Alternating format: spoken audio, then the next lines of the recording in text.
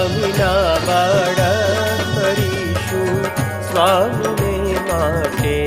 અમે સૌ સ્વામીના બાળક કરીશું સ્વામીને માટે. અમે સૌ શ્રીજીતણા યુવક લડીશું શ્રીજીને માટે. અમે સૌ શ્રીજીતણા યુવક લડીશું શ્રીજીને માટે.